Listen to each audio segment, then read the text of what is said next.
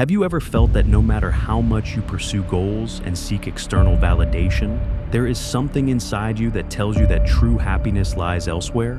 We live in a world where we are taught to measure success in big accomplishments, in status, in what others think of us. But the reality is that true joy is not in reaching distant goals, but in the simple and the human. Laughing for no reason, singing at the top of your lungs, letting your body surrender to the rhythm of the music. These fleeting moments have the power to free us from anxiety and daily pressure and bring us back to our purest essence. Today, I want to invite you to discover that true happiness is not in what we have not yet achieved, but in what we can experience now, in the present moment. Because joy is not waiting for everything to be in place. It is waiting for you to allow yourself to experience it. Imperfections, far from being just an obstacle, have the power to reveal profoundly human facets to us. What we initially think of as flaws or weaknesses are actually doorways to something greater: courage, compassion, and connection. These qualities, though often underestimated, are what truly allow us to move forward through life's ups and downs, transforming what seems like an imperfect path into a more authentic and meaningful journey. Each imperfection, instead of moving us away from what we aspire to be, brings us closer to the purest essence of our humanity. Perfection is an illusion that diverts us from the richness of who we really are, constantly evolving beings. I remember in one of my personal experiences how the fear of showing my vulnerabilities had paralyzed me for years. This fear of being judged or rejected was a barrier that, instead of protecting me, isolated me even more. It is fascinating how we often build internal walls under the mistaken belief that hiding what makes us human will protect us. In the end, however, those walls only intensify the suffering. The fear of showing our vulnerabilities is, in many cases, the greatest obstacle we face. Liberation comes only when we accept that vulnerability is not synonymous with weakness, but with strength. It was when I finally made the decision to be honest with myself and others that a liberating sense of courage began to emerge. It was not the strength of a classic hero, but the courage to simply be me, with all my insecurities and fears laid bare. At that moment, I understood that being vulnerable is, in many cases, the bravest act we can perform. It is not about simply exposing ourselves, but embracing who we are without the need for perfection, without the expectation of rejection. Courage, in its purest form, is not simply facing a physical or emotional challenge, but the ability to expose ourselves as we are, without masks or pretense. As demonstrated by historical figures such as Nelson Mandela, whose struggle for justice was marked by a profound courage to speak the truth, even when the consequences could be fatal. Mandela not only faced external hardship, but challenged his own fears, used his imperfections and those of his people as a means to connect with the humanity of others. In this way, courage is not limited to moments of crisis, but also manifests itself in everyday acts of honesty and openness.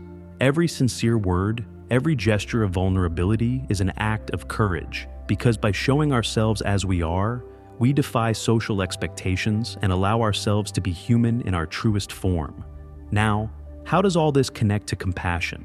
Being compassionate means not only being kind to others, but also recognizing and accepting our own humanity. True compassion stems from a deep understanding that, like others, we too are imperfect, and that imperfection binds us together. It is easy to forget that true compassion begins the moment we are able to forgive ourselves, to understand that, like others, we are vulnerable. This act of self-compassion is crucial because if we do not learn to treat ourselves with gentleness and patience, we will hardly be able to offer the same to others. We are taught from a young age that compassion is only for others, but the true magnitude of this quality is revealed when we learn to be compassionate with ourselves in our darkest moments. This allows us to extend that same understanding to others. However, compassion is not synonymous with weakness. It is an act of strength that requires clear boundaries and the ability to confront the actions of others without judgment, but with firmness. It is not about being passive in the face of the suffering of others, but about offering an outstretched hand, an attentive ear, without losing our own essence in the process. Compassion requires courage, because it challenges us to look at the pain of others without fleeing, without facing it with distance, but with the openness of a heart willing to connect. And for this, empathy becomes an indispensable tool. One of the keys to cultivating compassion is empathy. But empathy does not arise automatically. It is often a conscious process in which we must learn to listen without judgment and offer support when it is most needed. In my own experience, it was only when I understood that I could not help others without first healing and understanding my own challenges that I began to be truly compassionate. This understanding deepens the notion that empathy is not just an act of listening, but of being able to put ourselves in the other person's shoes, to connect emotionally without losing our objectivity. This also implies a balance. We cannot lose our identity for the well-being of others, but neither can we completely close ourselves off to their pain. True empathy requires that we open ourselves to the other without losing our ability to care for ourselves. Finally, human connection. We live in a world where technology has changed the way we relate to each other, but often this virtual connection does not satisfy our deep need to be genuinely seen and heard. Human connection cannot be replaced by the amount of superficial interactions we have on social networks. Through them, we engage with hundreds, even thousands of people, but do we really feel connected? Authentic connection happens when we share something real, when we show ourselves without filters and are willing to be heard and to listen. Genuine presence, that which does not seek recognition or validation, is what creates lasting bonds. True human connection happens when we allow ourselves to be vulnerable to another human being without expectations, only with the desire to share who we are in its purest form. Along this path, I have learned that practicing these three qualities requires constant dedication. They are not easy, but when we truly commit to living with courage, compassion, and genuine connection to others, each step forward, no matter how small, becomes a victory. Living fully, embracing our imperfections, is an ongoing journey. Perfection may be unattainable, but in that struggle to accept ourselves and grow in our humanity, we find what truly gives life value. In the end, that journey, though imperfect, has immense value. Authenticity, often thought of as an innate quality, is actually a skill that is cultivated with effort and practice. In a world that constantly pushes us to fit into predefined molds, being yourself has become a challenge of courage. Authenticity is not a characteristic that someone can simply possess effortlessly, but a daily commitment to the truth within. It is easy to think that some people are simply born authentic, but the truth is that being genuine is an act that requires a profound daily choice. Choosing to show your true self, to set aside the masks that others expect us to wear, is an act of courage. This process involves a letting go of the expectations of others, and a recognition that real acceptance comes not from fitting in, but from being true to who we are. From my perspective, authenticity is like learning to walk. At first, it may seem awkward, even risky, but as we dare to be vulnerable, it becomes second nature. This process of walking toward authenticity doesn't happen right away, and the initial discomfort is a sign that we are breaking patterns, that we are stepping out of our comfort zone. Like when I decided to give myself permission to be myself in a social situation that used to generate anxiety. This moment of liberation, which at first seems scary, is just the beginning of an ongoing personal growth process. Before, I thought I had to conform to certain expectations, but by realizing that I didn't have to fit into any mold, I was able to connect more genuinely with others.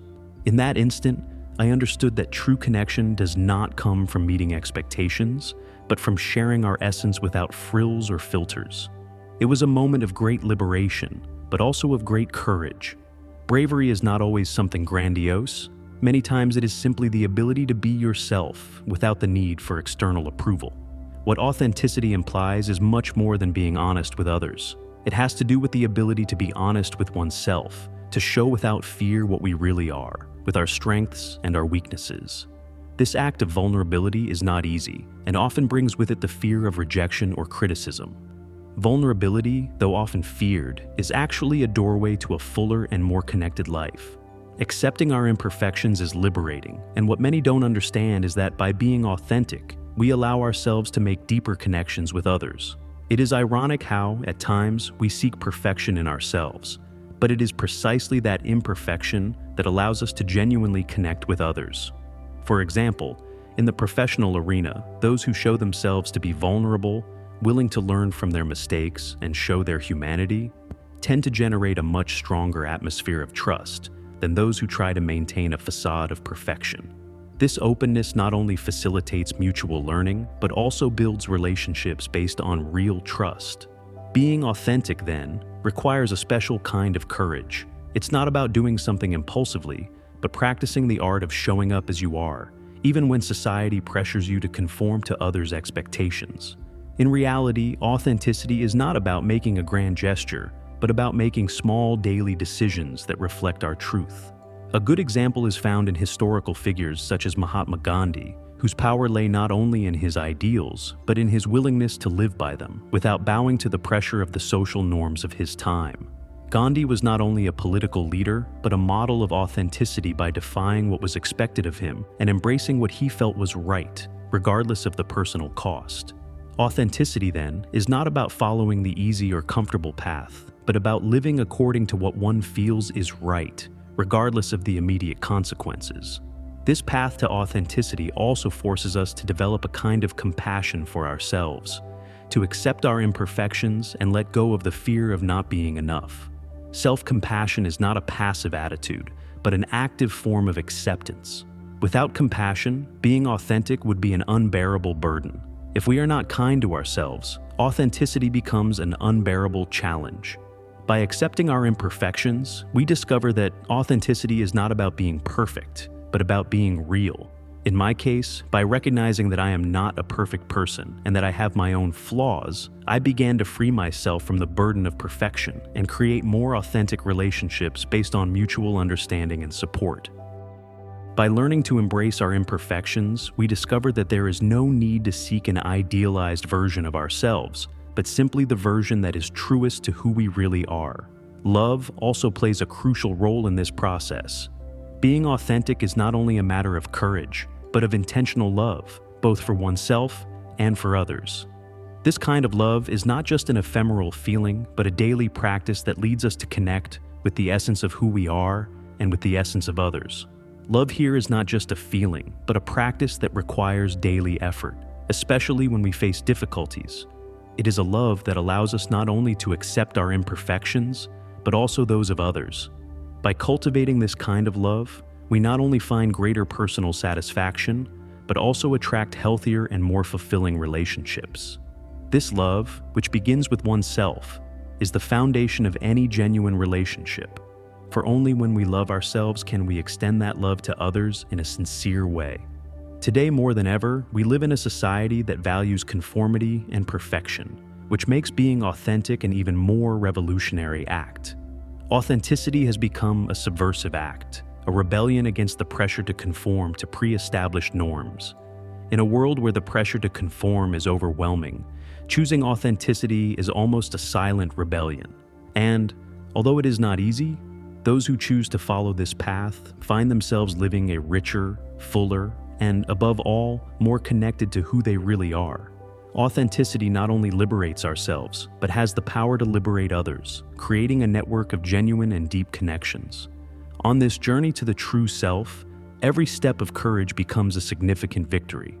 Perfection, a goal so commonly admired in today's society, often takes us away from what is most important, our own humanity. In a world that constantly pushes us to be more efficient, more successful, and flawless, the pursuit of perfection diverts us from the essence of what it means to be human.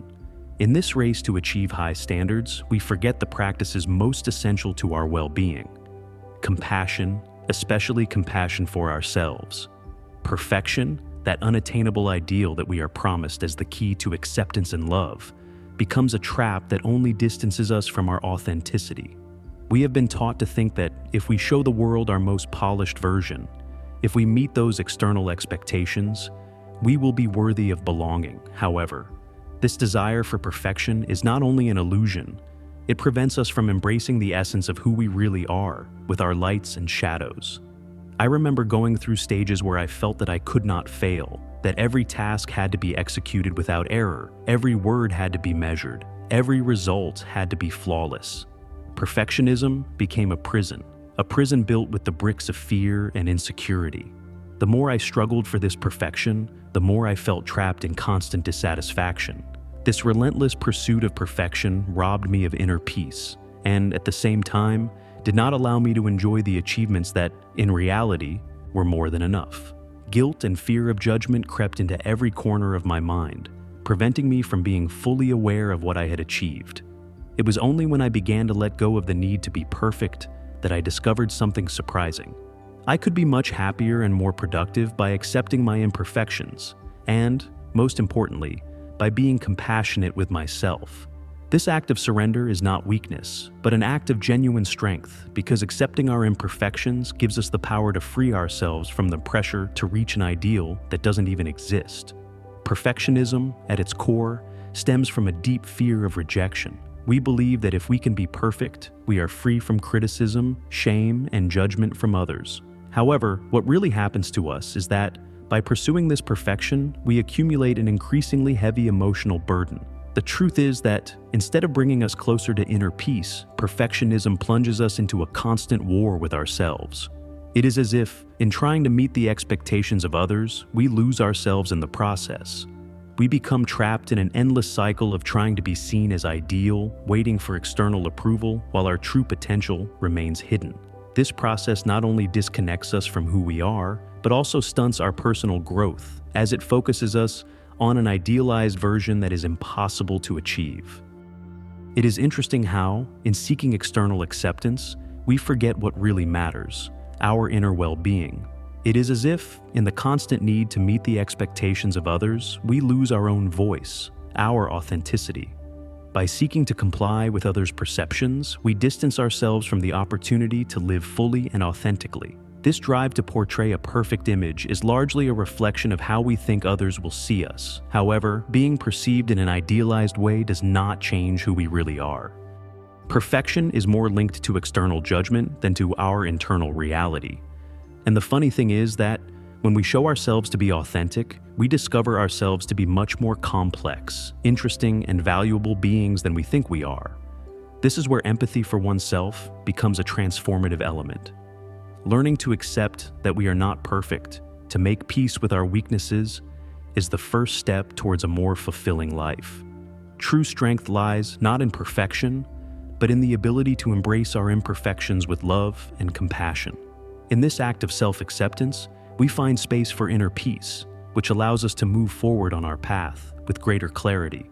By acknowledging our limitations, we not only find the opportunity to grow, but we also free ourselves from external pressure to live up to unrealistic expectations. This space of acceptance allows us to see ourselves with a new perspective, one that recognizes that we are enough just as we are, with all our challenges and difficulties. Compassion for ourselves allows us to break free from that bondage of seeking perfection, and instead invites us to be authentic and do the best we can without the constant fear of judgment. This transformation does not mean settling for mediocrity, but recognizing that true value does not lie in meeting others' standards, but in the willingness to learn, improve, and above all, be kind to ourselves every step of the way. The road to authenticity is a constant journey where every attempt, every mistake, and every breakthrough has immense value. This change of focus not only allows us to live more fully, but also invites us to enjoy the process, to value the small achievements, and to find satisfaction along the way, not just at the final destination. Because in the end, perfection is not the goal, but the self-love and acceptance that accompany us throughout our evolution. In a world that seems to be constantly changing and full of unpredictable challenges, maintaining a resilient attitude is undoubtedly one of the most complex tasks we can face. However, what we often underestimate is the power of inner strength, that invisible force that allows us to keep going even when everything seems to be against us. This resilience is not just a reactive response, but an active ability to adapt and transform ourselves through difficulties. Resilience is not something that can be forged overnight. It requires an ongoing process of acceptance, adaptation, and, above all, a deep connection to something greater than ourselves. In that sense, true strength is found not only in resisting, but in learning to grow through adversity, in recognizing that every challenge can teach us something valuable about our own capacity to evolve. When I look back on my life, I realize how the most difficult situations have been the ones that have taught me the most about my own resilience. At first, the trials I faced seemed to be simply insurmountable barriers, but upon deeper reflection, I understand that those same trials were the ones that gave me the opportunity to discover parts of myself that I didn't know. But it wasn't until I began to understand that not everything depends on my individual strength that I began to find real peace. Often we think that being resilient means doing it all on our own, as if our resilience is just a matter of personal strength. However, true peace comes when we understand that we are not alone in this journey and that surrender, far from being a sign of weakness, is an act of wisdom. By letting go of control, we give ourselves the freedom to be guided by forces that transcend the tangible. What I discovered in talking to people who have gone through extreme experiences is that many of them have found in their spirituality a refuge and a guide. This spirituality does not necessarily refer to a particular religion, but to a deep feeling of connection with the universe or with a higher power, something that gives them strength when human forces are not enough.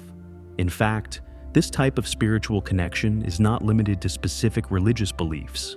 It is a universal experience that invites us to recognize the interconnectedness of all beings. Spirituality, when lived from this place of openness, not only offers us comfort, but also a sense of belonging beyond immediate circumstances. It teaches us that, although we cannot control difficulties, we can find purpose within them, and that purpose becomes the compass that guides us in the midst of the storm. It is not about avoiding suffering, but about finding meaning in the midst of it, a purpose that drives us forward, day after day. This understanding becomes a way of rediscovering our capacity for resilience, not from constant struggle, but from the acceptance that suffering is an integral part of human life. Spirituality, from this perspective, is not only linked to religious faith, but to a feeling of unity and compassion towards others and oneself. This awakening to our deep connection helps us to move beyond personal suffering and invites us to embrace what unites us as human beings. It is that sense that we are not alone in our struggles, but part of something much bigger. This kind of understanding provides us with a constant source of comfort, because we know that we are not isolated, but share our human experience with millions of others. This understanding allows us to develop greater empathy, not only for those around us, but also for ourselves. Empathy, then, becomes a powerful tool for cultivating deeper resilience. By connecting with that higher energy, we can find peace in the midst of the storm as a way to focus on what really matters: love, connection, and the meaning we give to our lives. It is not about ignoring pain, but about learning to coexist with it, to see suffering as an opportunity to deepen our humanity and our connection with others. In this process, resilience is not just resisting, but learning to live with integrity in the midst of hardship, knowing that every challenge has something to teach us. Throughout my own journey toward resilience, I have discovered that hope, that inner spark that drives us to look toward the future with optimism, is a priceless gift. Hope is not a luxury, it is a necessity. It gives us the energy to carry on when circumstances seem insurmountable. It is not always easy to maintain it, especially when circumstances seem to be crumbling. But the act of maintaining hope, of holding on to the belief that every day is an opportunity to start anew, becomes a powerful motivator. Hope is not based on the certainty that things will get better right away, but on the confidence that tomorrow will bring new possibilities, even if today is a difficult day. Spirituality, in its purest form, teaches us to see beyond momentary difficulties and connect with the purpose that shapes our existence.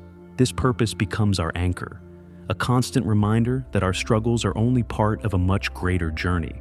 On this journey, courage plays a pivotal role. It is not only the bravery to face what lies ahead, but the ability to seek that spiritual connection that will give us the stability we need to endure. In the end, resilience is not just about our personal strengths. It is about knowing that we can find support in the intangible, in something that transcends suffering and gives us the strength to continue. Resilience, then, is an act of faith. Faith in ourselves, in our ability to heal, and in the power of human and spiritual connection.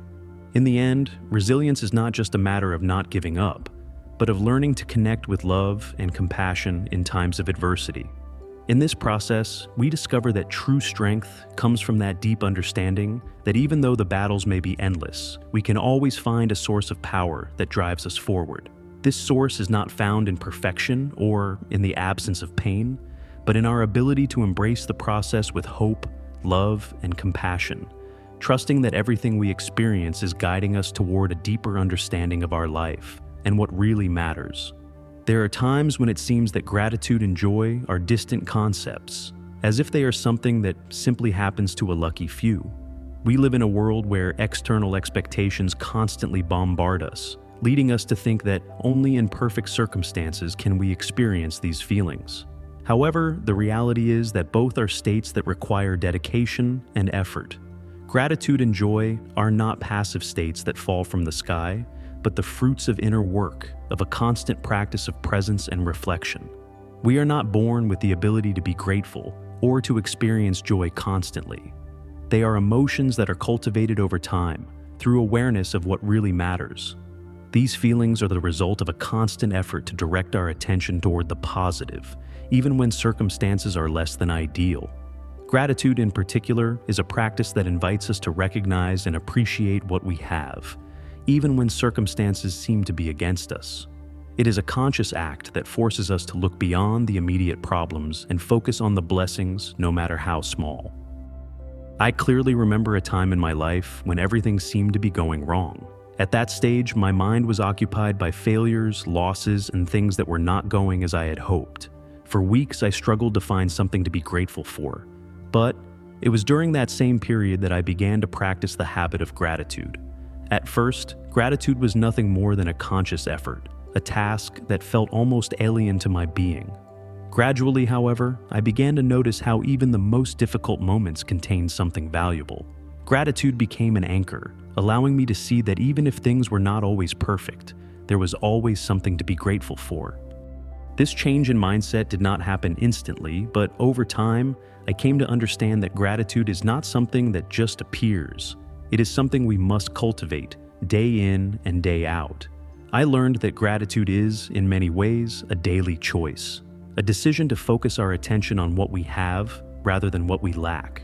It is the recognition that, despite difficulties, our life is full of moments and aspects that deserve to be celebrated.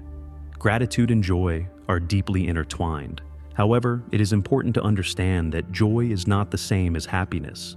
Happiness tends to be linked to external circumstances, a promotion, a purchase, a victory. It is an emotion that depends on what is happening in the moment, on the circumstances around us. It is like a ray of sunshine that shines brightly, but fades as quickly as it appears. On the other hand, joy is something deeper, something that does not depend on what we possess or what is outside of us. Joy is an inner light that can arise even when circumstances are not favorable. It is the result of a grateful heart, an attitude that knows that, even when things are not perfect, there are always reasons to find peace and hope.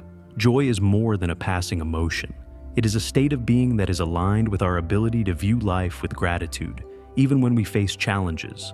I have experienced times when happiness came quickly, but also faded just as quickly. I remember a time when I received a good deal of unexpected money. At that moment, happiness seemed to fill every corner of my being. At first, I felt incredibly happy, as if everything was finally falling into place.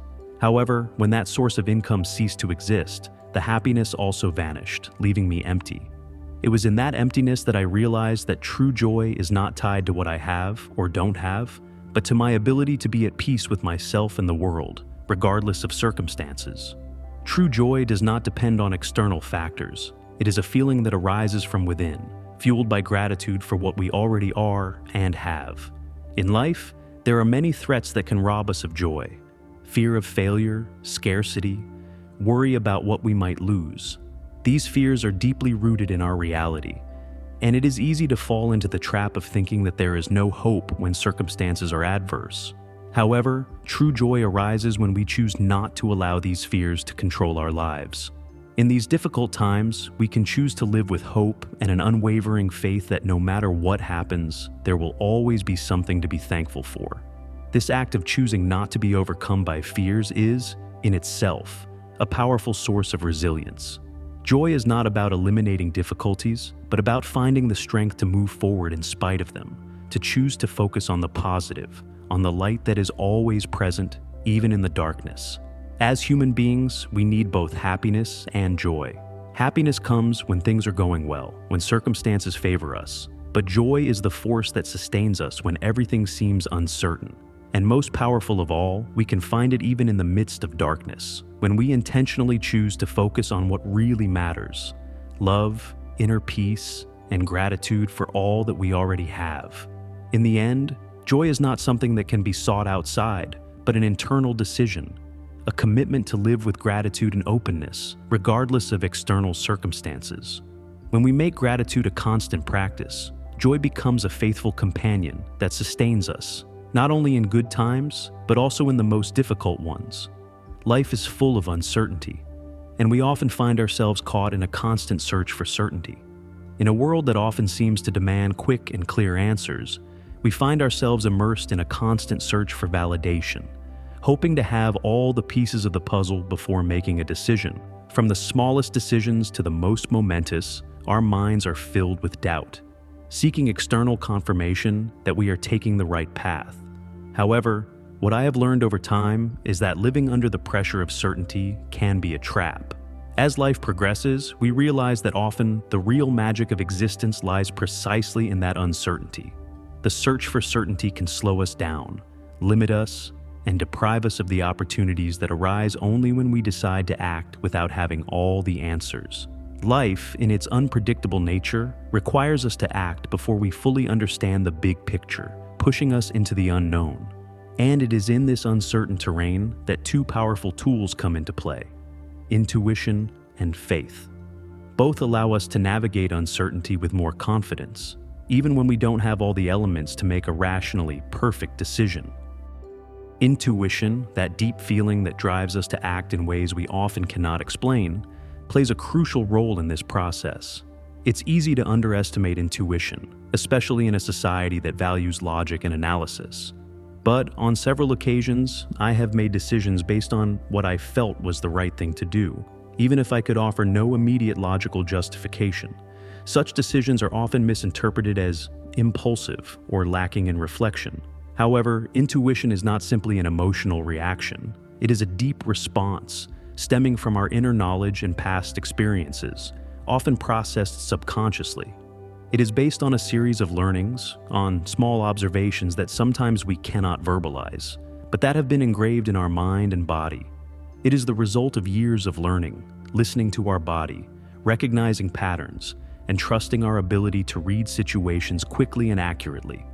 As we make more decisions, our intuition becomes more refined, leading us to see connections that are not immediately obvious. And by listening to it, we find ourselves taking paths that lead us towards something bigger than ourselves.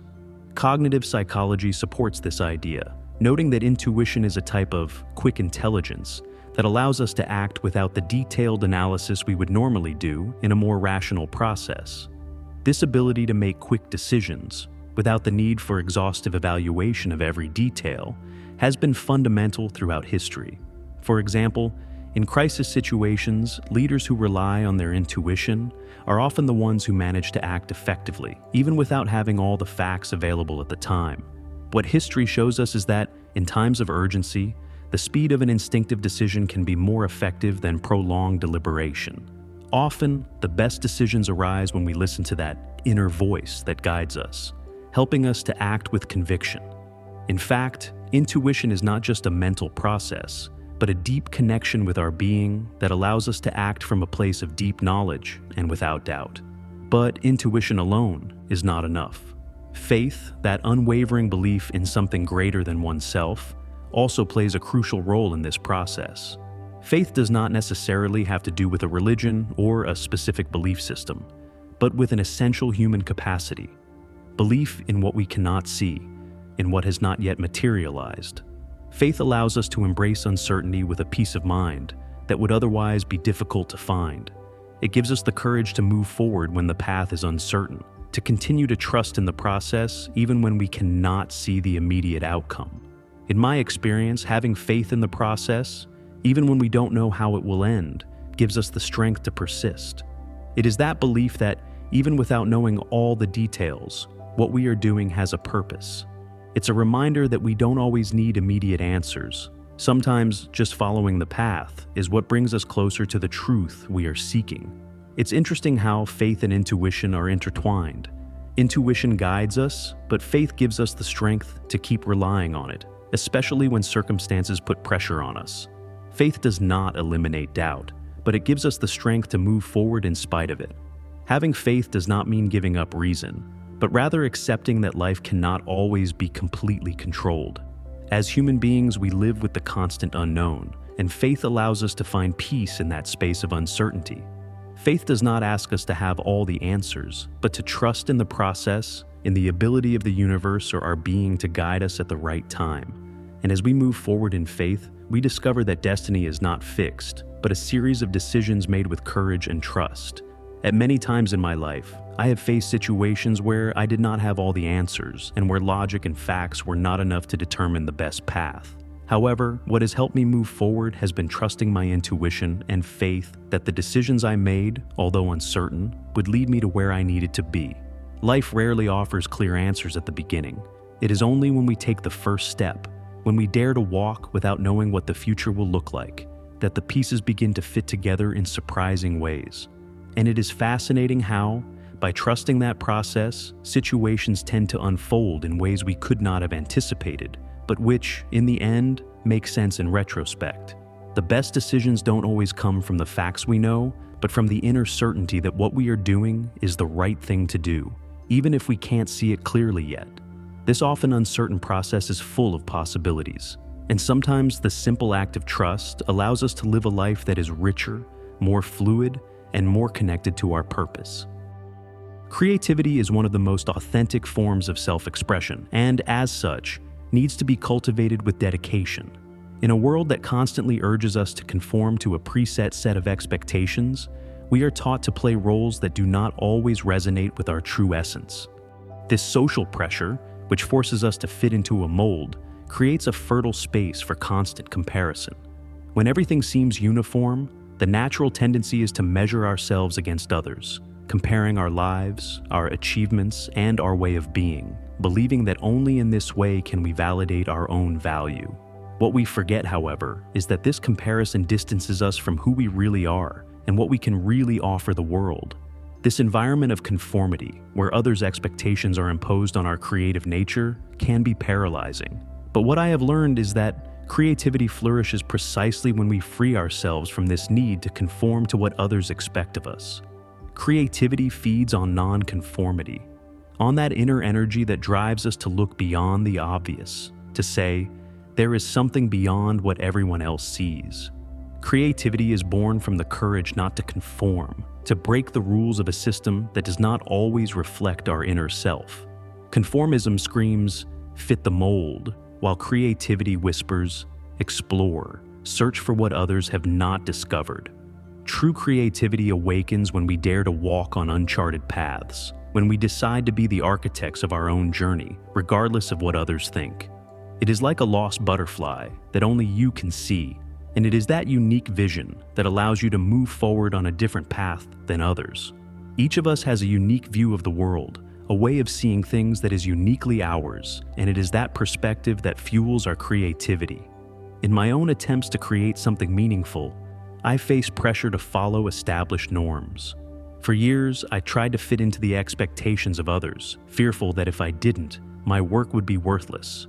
But what I discovered is that true creativity is not found in what is safe or proven, but in what has not yet been tried. It was a leap into the unknown, but also a step into the most authentic thing I had to offer. Creativity challenges us to step out of our comfort zone, to take risks, to not be afraid of failure, because only in that uncomfortable space can we discover something new. Creativity, therefore, requires practice. It is not enough to wait for ideas to come spontaneously. Like any skill, creativity needs to be cultivated. It needs time, space, and effort. It is easy to think that great artists or thinkers had a sudden inspiration, but the truth is that most of the time, creativity is the result of constant practice. This practice is not always glamorous or filled with moments of epiphany, but it is this process that brings us to a place where our ideas can flourish. It is not enough to wait for ideas to come spontaneously. We must devote time and effort to cultivating that creative muscle.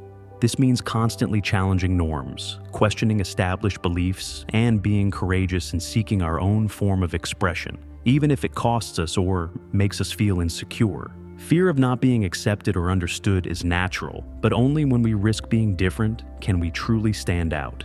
In addition, one aspect that we often overlook in our daily lives is play.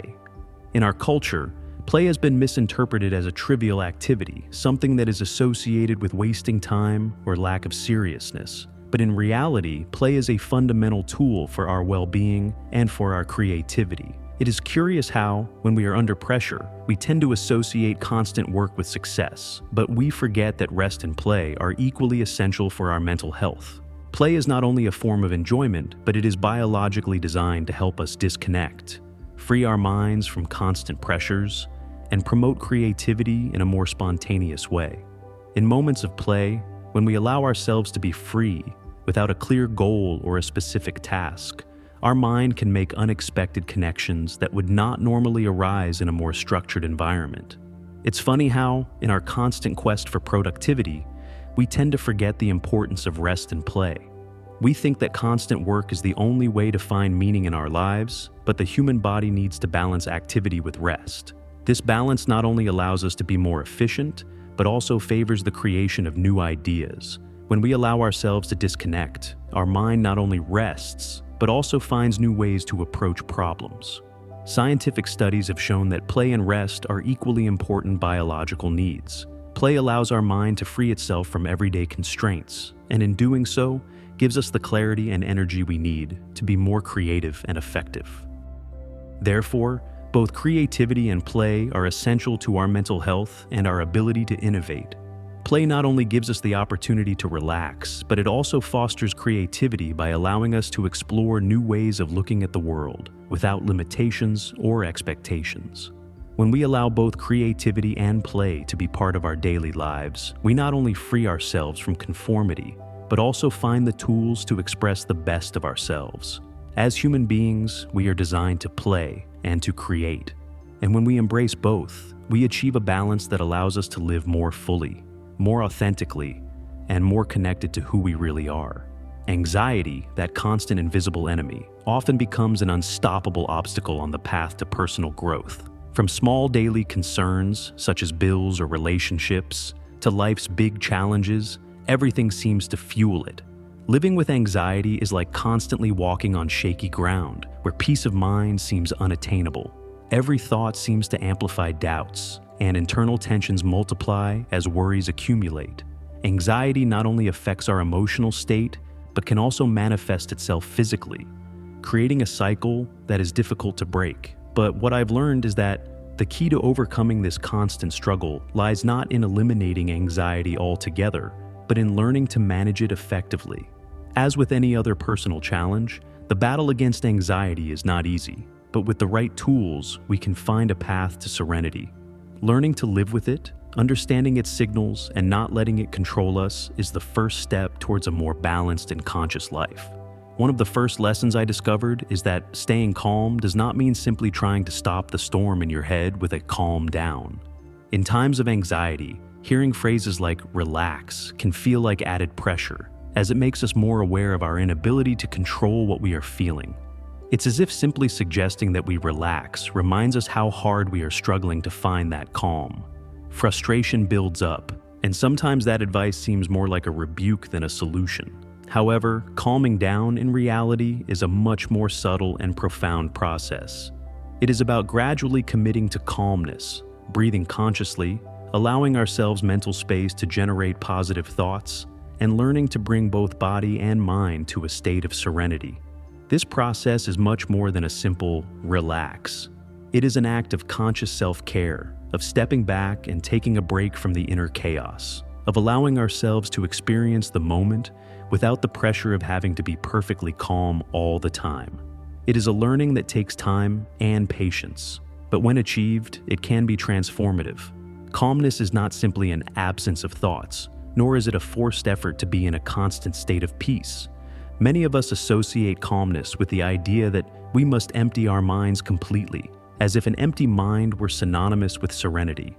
But in attempting to do so in a hurried manner, We face frustration, for the human mind is naturally full of thoughts.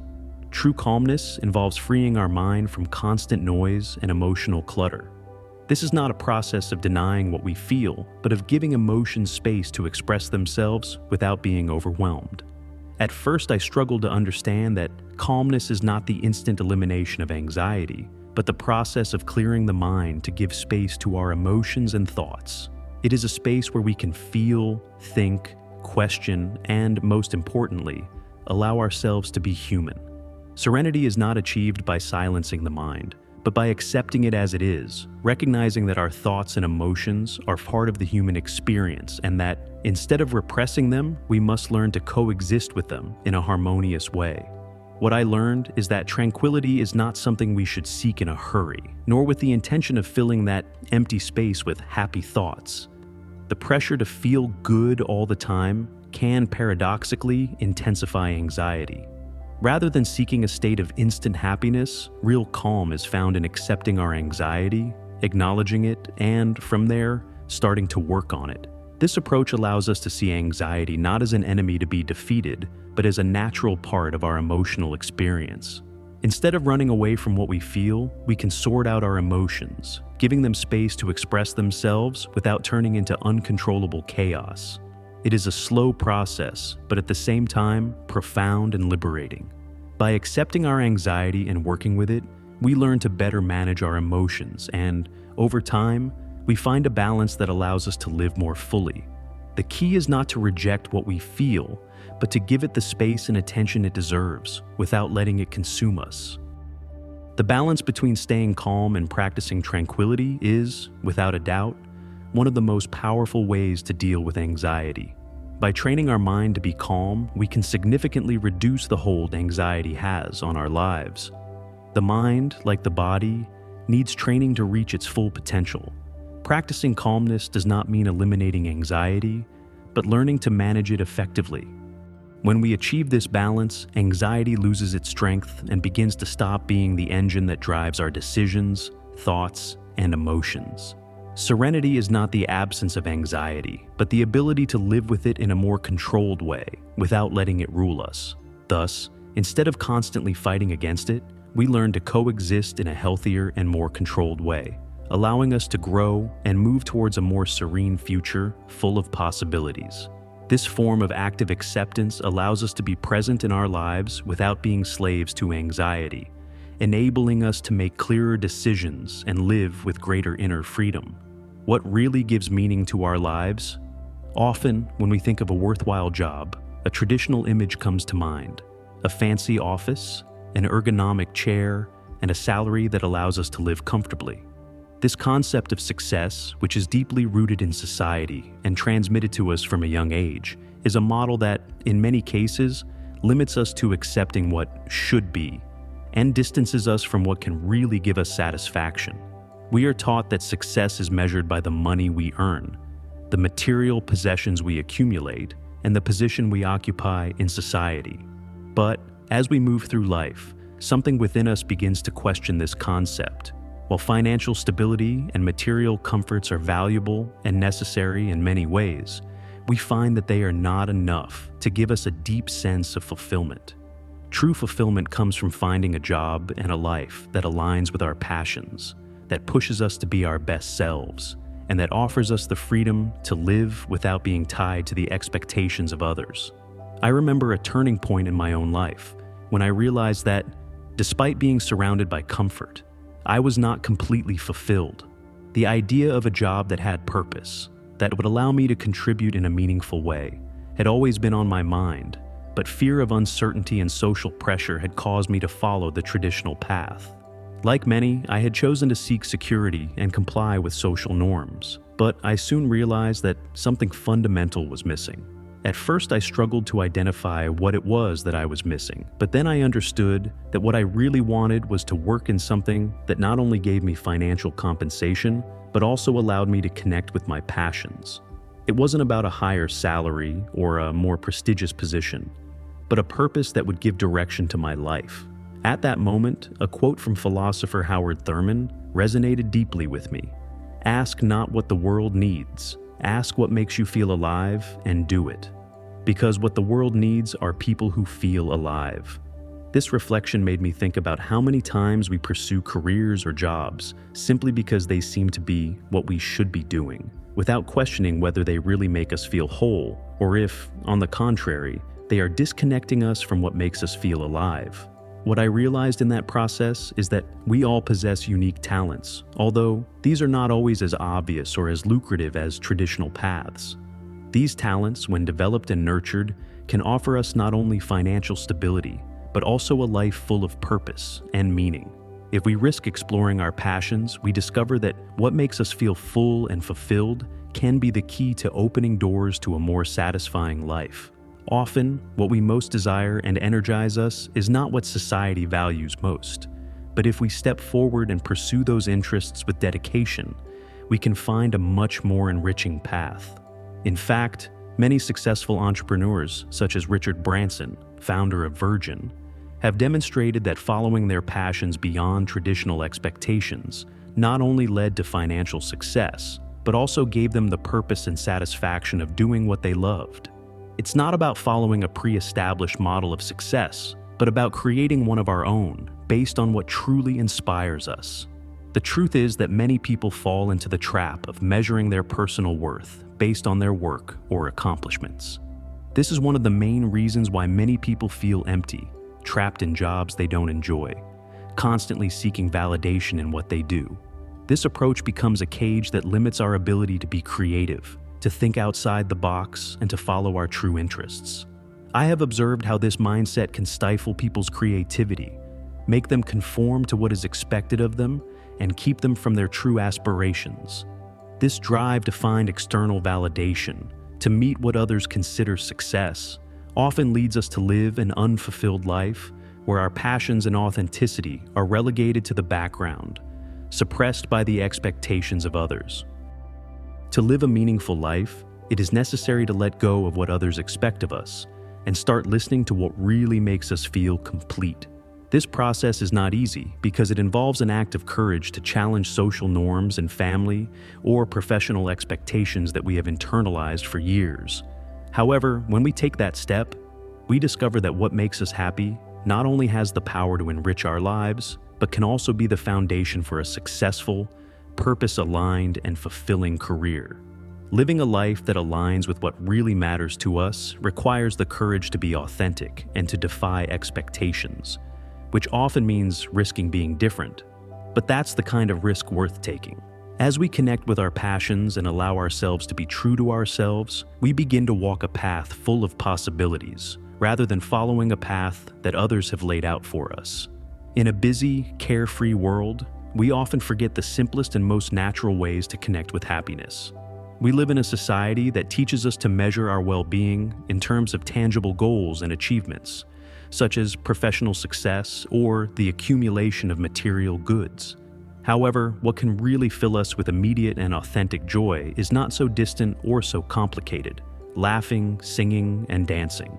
These expressions are not mere forms of amusement or momentary distraction, but are profoundly human, instinctive exercises that allow us to free ourselves from daily tensions and return to our purest essence.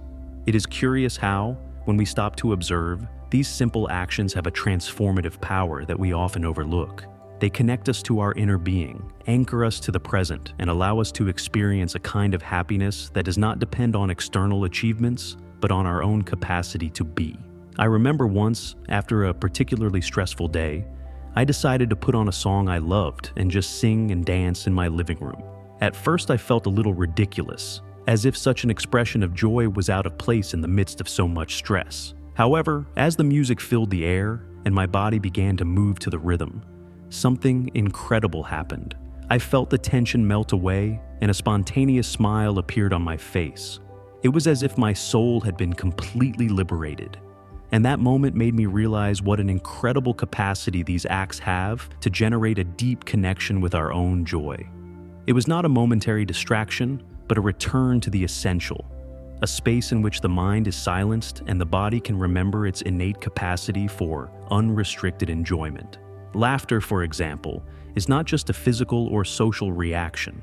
It is much more than a simple reflex to the comical or the pleasurable. In its purest form, Laughter is a way of sharing our humanity with others, of expressing that we understand and connect with their joy. When we laugh, we not only relax our facial muscles, but we also release accumulated stress, allowing our mind to relax and free itself from emotional tensions.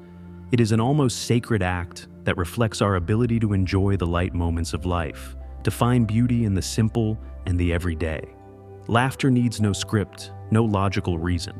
It is a way to surrender to the moment, to embrace the lightness of being, and often it connects us with other people in a profound way, without words. By sharing genuine laughter, we share a part of our truest essence. Music, meanwhile, has a uniquely transformative power. It connects us to something greater than ourselves, something that transcends the mundane and lifts us up. Music has the ability to speak directly to our hearts, to awaken emotions that we can't always express in words. Have you ever noticed how a song can instantly change your mood? From the melodies that make us remember special moments, to the rhythms that invite us to dance without thinking about it, music gives color to our reality. With it, we can travel to other times and places and feel deeply connected to the flow of life. Without music, our daily experiences would be less vivid, less vibrant. Music adds an emotional and symbolic dimension to what we experience, turning the ordinary into something extraordinary. It is a constant reminder that, despite routine and worries, there is always room for excitement and enjoyment. Dancing is another powerful form of expression. It doesn't matter if you dance perfectly or in an uncoordinated way. What matters is how the body responds to the rhythm. We are biological beings programmed to move to music, and when we do, we are allowing our bodies to express themselves in a way that words cannot. Dancing need not be an act of technical perfection, but of freedom. I remember when I was younger, I felt embarrassed when I tried to dance. But as I stopped worrying about perfection and began to enjoy the moment, I discovered that dancing was not an act of judgment, but a manifestation of freedom and enjoyment. Dance, like laughter, is a way of surrendering to joy, of allowing our being to express itself without restrictions, without fear of what people will say. It invites us to be authentic, to let go of control, and simply let ourselves be carried away by the energy that surrounds us. Laughing, singing, and dancing are not only pleasurable activities, but they are a direct way to connect with our purest essence. In those moments when we allow ourselves to be vulnerable, when we surrender to laughter, music, or movement, we are experiencing the most authentic part of life. We forget about expectations, about worries, and we simply are.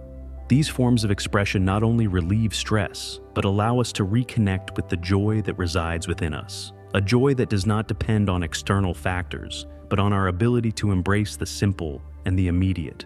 It is a reminder that happiness does not always have to be a distant goal or a tangible achievement. Happiness is present in the small moments of enjoyment, in the spontaneous acts of joy, and in the genuine connections we make with others.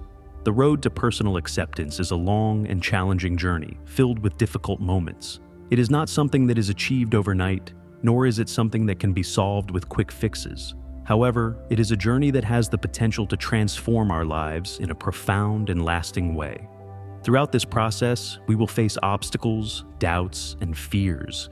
But the most important thing to remember is that the tools to overcome them already exist within us. The courage to be vulnerable, the compassion to accept ourselves and others, and the ability to connect with what really matters. This journey of self-discovery and growth is not always linear, but as we connect each day with our ability to enjoy the present, even in the most difficult moments, we discover that life, at its core, is much richer and deeper than we initially imagined. True happiness is not found in distant goals or impossible achievements. It is here, at your fingertips, in those simple moments that allow you to connect with what really matters. Laughing, singing, dancing. These small acts have the power to free you from the daily burden, to give you back the peace and joy that we sometimes forget are within us. Today I invite you to stop waiting for the perfect moment and take action now. Transformation begins the instant you decide to be yourself, without fear and with total authenticity. If any of this message resonated with you, let me know by liking, subscribing, sharing the video with someone in need, or simply leaving a comment. I deeply appreciate you taking the time to connect and reflect. Today is the day to take that first step towards a fuller and more authentic life. See you next time.